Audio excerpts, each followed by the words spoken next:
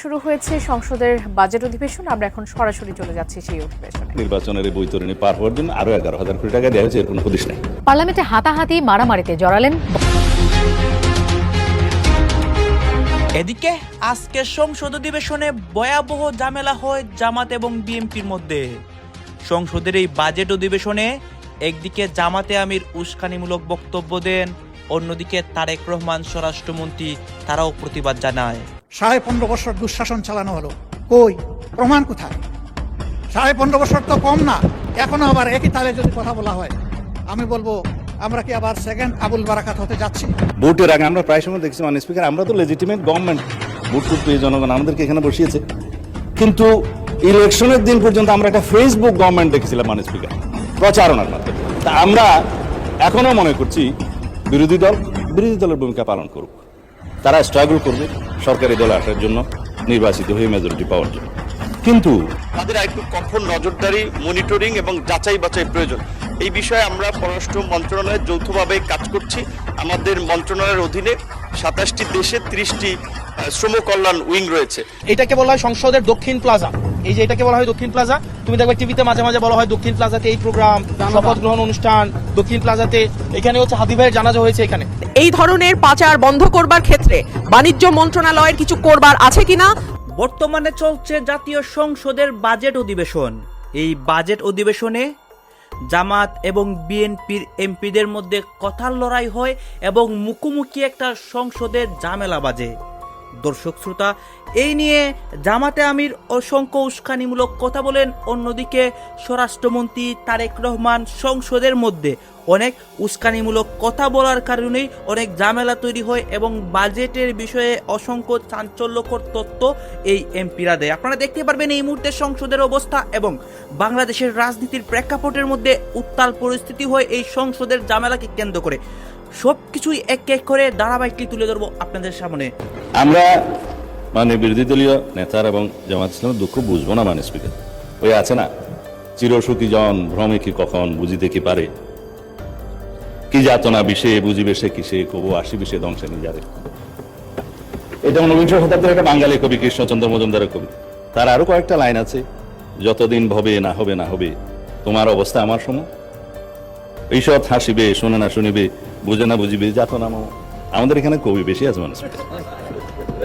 তো এখন bottom up করি। মাননীয় বিরোধী দলীয় উপনেতা বলেছেন যে শেয়ারগুলো ডাকাতি করে কিনে নেওয়া হয়েছে। ইবনে সিনার 2% শেয়ার ছিল মাননীয় স্পিকার। ব্লক মার্কেটে 3 গুণ দামে তারা শেয়ার বিক্রি করেছে। এটা তো রেকর্ড। পাবলিকলি লিস্টেড কোম্পানির শেয়ার ব্লক মার্কেটে 3 গুণ দামে বিক্রি করা হয়েছে। এছাড়া বর্তমান শেয়ার হোল্ডিং স্ট্যাটাস অনুসারে এখানে মাননীয় অর্থমন্ত্রী এখানে আছে 81%, 92% বোধহয় একটা গ্রুপের, তারা যেভাবে বললেন আমি জানি না খতিয়ান, এটা স্ট্যাটিস্টিক্স বলছে, দয়া করে আপনারা না বললে খুশি হবে, আপনাদের বলার সময় আমরা বলি নাই।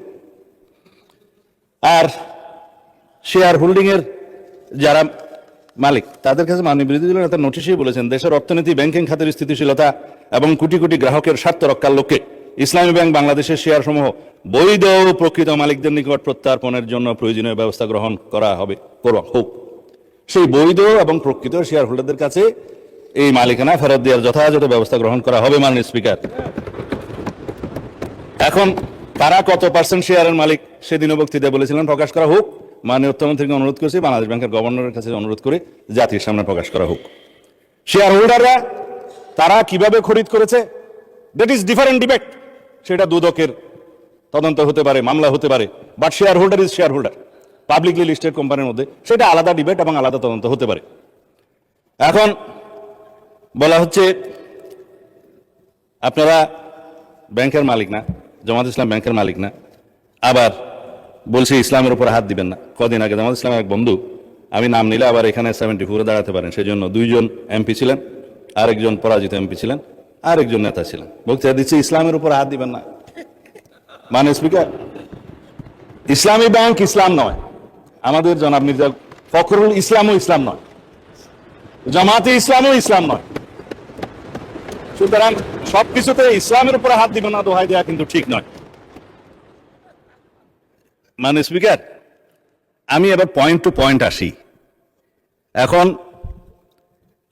একবার যে ব্যাংক আজান দিয়ে তকবীরে লিল্লাহ দিয়ে দখল করা হলো, সেই ব্যাংকের দখলটা বেদখল হয়ে যাবে, এই যাতনা তো আমরা বুঝি মানে স্পিকার।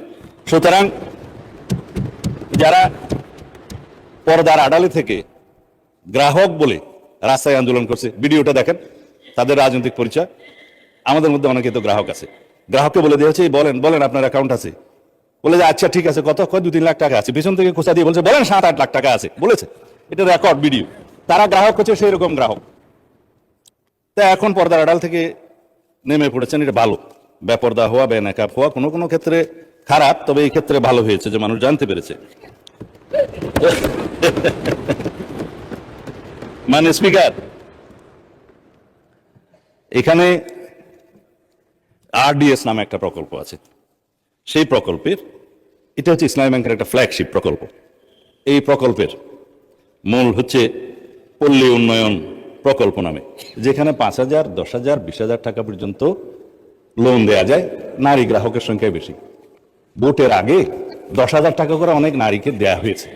লাইনে আমার এক ভোটার জিজ্ঞেস করছে, আমার এক কর্মী, মা আপনি কোথায় দিবেন?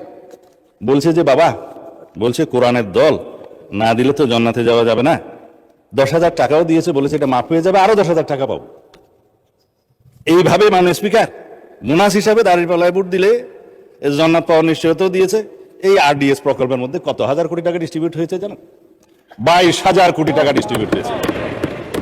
11,000 কোটি টাকা আগে দেওয়া হয়েছিল। এই 5ই আগস্ট 2024 পরে নির্বাচনের এই বৈতরণী পার হওয়ার জন্য আরো 11,000 কোটি টাকা দেওয়া হয়েছে, এর কোনো হদিশ নেই।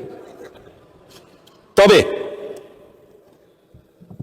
একজন নারী ভোটারের কথা তো বললাম, ভোটের আগে আমরা প্রায় সময় দেখছি মানে স্পিকার, আমরা তো লেজিটিমেট গভর্নমেন্ট, ভোট টুট পেয়ে জনগণ আমাদেরকে এখানে বসিয়েছে, কিন্তু ইলেকশনের দিন পর্যন্ত আমরা একটা ফেসবুক গভর্নমেন্ট দেখেছিলাম মানে স্পিকার, প্রচারণার মাধ্যমে।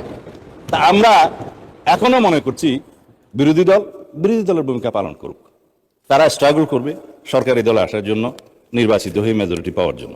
কিন্তু বারে বারে এইভাবে প্রচারণা, পর্দার আড়ালে প্রচারণা, পর্দার ভিতরে প্রচারণা ইত্যাদি চালিয়ে মানুষকে বিভ্রান্ত করে মাননীয় স্পিকার আমরা বোধহয় খুব বেশি এগোতে পারবো না। এখন ইসলামী ব্যাংকের আমি কয়েকটা আইনের কথা পরে বলবো, এখন বলছি না। মাননীয় সংসদ সদস্য এবং স্বরাষ্ট্রমন্ত্রী খুব চমৎকার কিছু কথা বলেছেন, এগুলো একটু স্মরণ করতে চাই। উনি বলেছেন যে shareholder is share holder.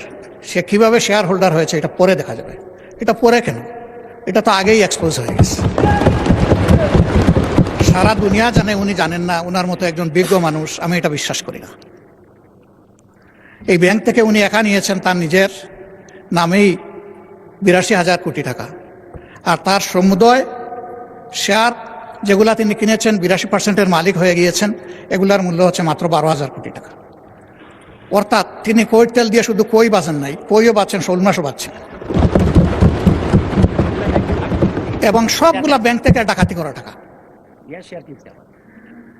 সেই শেয়ারগুলা কিভাবে হস্তান্তর হয়েছে তিনি একটা প্রতিষ্ঠানের নাম এখানে বলেছেন, সবগুলা বলে দিলে ভালো হইতো। এই ধরনের সকল শেয়ার হোল্ডারের উপরে বিশেষ একটা এজেন্সির মাধ্যমে প্রচন্ড চাপ ক্রিয়েট করে তাদেরকে বাধ্য করা হয়েছে তাদের শেয়ার হস্তান্তর করতে। এরা তো হস্তান্তরের জন্য এই শেয়ারগুলা কিনে, তারা যুগ যুগ ধরে এই ব্যাংকের সাথে ছিল, এবং যথারীতি এই ব্যাংক সবাইকে স্যাটিসফ্যাক্টরি সার্ভিস দিয়ে চলছিল, ডিভিডেন্ড দিয়ে চলছিল। একটা মাত্র ব্যাংক, যে ব্যাংক তারল্য ট্রেডিশন ব্যাক করে কোনো পরীক্ষা ছাড়াই তাদেরকে নিয়োগ দেওয়া হয়েছে। একটা কাগজে কেউ না কেউ সই করে দিয়েছে, এইটাই তার নিয়োগ লেটার।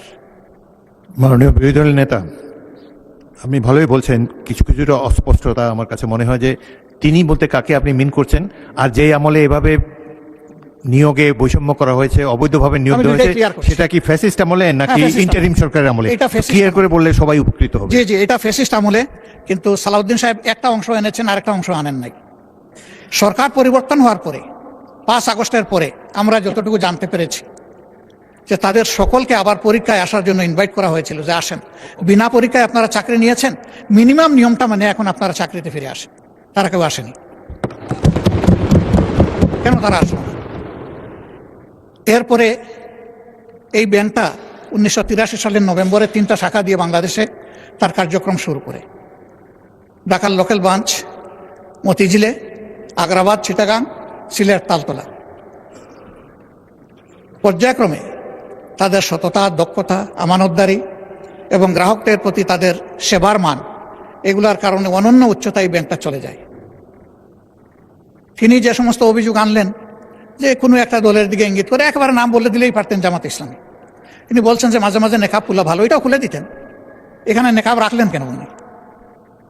যে এখান থেকে 700 টাকার একটা কি জানি 700 কোটি টাকার লোন কে নিয়েছে, এইটা কোনো একটা দলের নির্বাচনী ফান্ডে ফান্ডিং করা হয়েছে। আমি এটা পরিষ্কার জানতে চাই, উনি জামাতকে এটার দ্বারা মিন করেছেন কিনা। যদি উনি মিন করে থাকেন, I am taking absolute challenge. তিনি এটা প্রমাণ করতে পারলে আমি তাকে একটা মেডেল দিব পার্সোনালি। এরপরে কার ছেলে, কার নাতি, কোন কোম্পানি, শুধু ইসলামী ব্যাংক না, যে কোনো ব্যাংক থেকে চুরি ডাকাতি অসততার মাধ্যমে কিছু নিয়ে যদি আত্মসাৎ করে থাকে, তার ব্যাপারে অবশ্যই তদন্ত করে স্টার্ন অ্যাকশন দেশের বিদ্যমান আইনে নেওয়া উচিত। এটা আমি শফিকুর রহমান হলে আমাকেও যেন স্পেয়ার করা না হয়।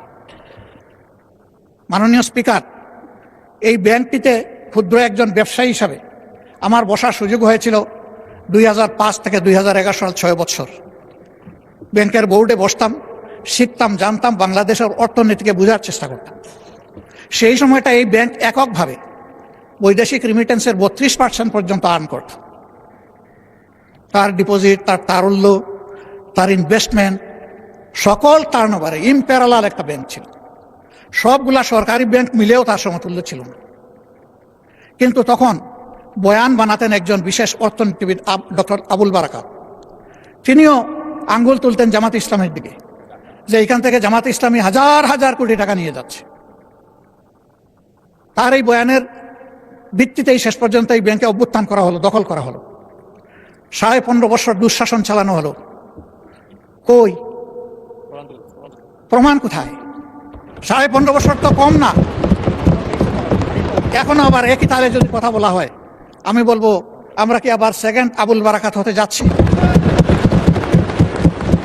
আন্দাজ অনুমানের ভিত্তিতে কোন মহিলার কোন কোটেশন সংসদের মতো একটা প্রেস্টিজিয়াস জায়গায়, এগুলো আসলে আমরা আশা করি না। ওই মহিলাকে সংসদে হাজির করা হোক, যদি কোনো প্রভিশন থাকে সংসদে গণশুনানি হোক, অসুবিধা নাই। আরডিএস প্রকল্প কোনো দলের নয়, কোনো ধর্মেরও নয়। আমি নিজে বোর্ডে ছিলাম, আমি জানি এখানে বিভিন্ন ধর্মের মানুষ এখান থেকে বেনিফিশিয়ারি। এখানে দল ধর্ম দেখা হয় না, এখানে টার্গেট গ্রুপকে প্রাধান্য দেওয়া হয়। উনি কত 11,000 কোটি টাকার একটা রেফারেন্স দিয়েছেন। কে নিয়েছে এটা? আমি, আমার সহকর্মীরা? যদি এরকম হয়, দলের ফান্ডে যদি 1 টাকাও আসে, আমি বলবো সার্চ লাইট দিয়ে এটা তালাশ করে আমাদের বিরুদ্ধে যেন অভিযোগ। মাননীয় বিরোধী দলের নেতা, আপনাকে ওনাদেরকে 15 মিনিট বলেছে, আপনাকে 7 দিয়েছি, আরো 8 মিনিট বলেন আপনি। মাননীয় স্পিকার, আপনাকে ধন্যবাদ। তো তোমরা, আমরা মনে করি যে যেখানে বই বেচে গ্রামের মধ্যে বা ইয়াতে, আমরা ওইটাকে লাইব্রেরি মনে করতাম আগে, তাই না? তোমার বুয়েটের লাইব্রেরি, ঢাকা ইউনিভার্সিটির লাইব্রেরি, মেডিকেলের লাইব্রেরি আরো সমৃদ্ধ, আরো পড়াশোনার জায়গা অনেক সুন্দর। তো সেই জায়গা থেকে তোমরা যদি ভালো জায়গায় চান্স পেতে পারো, তাহলে সেক্ষেত্রে তোমরা ওই জায়গাগুলোতে পড়ার সুযোগ পাবা। এরপর হচ্ছে আমরা সংসদ অধিবেশন আমরা দেখেছি, সেখানে মাননীয় প্রধানমন্ত্রী ছিলেন, বিরোধী দলীয় নেতা ছিলেন। এরপর হচ্ছে বাংলাদেশের আমরা রাজনীতিতে যাদেরকে প্রমিনেন্ট অনেক ফেস যারা আছে, তোমরা নিশ্চয়ই আজকে তোমরা তাদেরকে দেখেছো। অনেকে কথা বলেছে, আজকে আমার কথা বলার কথা ছিল না, এই কারণে আমি কথা বলি নাই। তো আজকে অনেককে তোমরা কথা বলতে দেখেছো। তো এবং এটাকে বলা হয় সংসদের দক্ষিণ প্লাজা। এই যে এটাকে বলা হয় দক্ষিণ প্লাজা, তুমি দেখবে টিভিতে মাঝে মাঝে বলা হয় দক্ষিণ প্লাজাতে এই প্রোগ্রাম, শপথ গ্রহণ অনুষ্ঠান, দক্ষিণ প্লাজাতে। এখানে হচ্ছে হাদি ভাইয়ের জানাজা হয়েছে। এখানে এই যে তোমরা যে এখানে দেখতে পাচ্ছ, এখানে হচ্ছে হাদি ভাইয়ের জানাজা হয়েছে। এখানে হচ্ছে আমাদের বেগম জিয়ার জানাজা এখানে হয়েছে। তো এই জায়গাটা খুবই সিগনিফিক্যান্ট ঐতিহাসিক ভাবে। এবং এই সরকার যে গঠিত হয়েছে, এখানে হচ্ছে মন্ত্রিপরিষদ হচ্ছে শপথ নিয়েছে। এবং এই জায়গাটা খুবই সিগনিফিক্যান্ট। আমাদের হচ্ছে জুলাই সনদ যেটা স্বাক্ষরিত হয়েছে, এটাও দক্ষিণ প্লাজায় হচ্ছে স্বাক্ষরিত হয়েছে। আমাদের বিভিন্ন কারণে এই দক্ষিণ প্লাজা হচ্ছে হিস্ট্রিক্যালি খুবই সিগনিফিক্যান্ট। তো আশা করি তোমাদের আজকের দিনটা তোমাদের সারা জীবন মনে থাকবে। এই স্মৃতিটাকে তোমরা সারা জীবন তোমরা ক্যারি করবা এবং তোমরা আজকে যা দেখেছো এটাকে হচ্ছে একটা অনুপ্রেরণা হিসেবে নিয়ে তোমরা সামনের দিনে এগিয়ে যাবে। দেখলেন এখানে কি কথা হচ্ছে, অনেকে কিন্তু অনেক কথা বলতেছে, বিশেষ করে এখানে দেখতে পাচ্ছি আমরা ভারতের রাজনীতির প্রেক্ষাপট নিয়ে কথা হয়, আর অনেক বিষয় নিয়ে কথা হয়। এই বিষয়গুলো দেখে এবং ভারতের রাজনীতি নিয়ে আপনার মন্তব্য কি, আপনার গুরুত্বপূর্ণ মন্তব্যটা অবশ্যই আপনারা আমাদের কমেন্ট বক্সে লিখে যাবেন। সর্বশেষে আপনাদের কাছে আমাদের একটা রিকোয়েস্ট থাকবে, আপনারা আমাদের চ্যানেলে নতুন দর্শক হয়ে থাকলে চ্যানেলটি সাবস্ক্রাইব করবেন এবং পাশে থাকা বেল বাটনটি বাজাবেন, যাতে করে নেক্সট ভিডিওটা সবার আগে আপনাদের কাছে পৌঁছে যায়। ধন্যবাদ।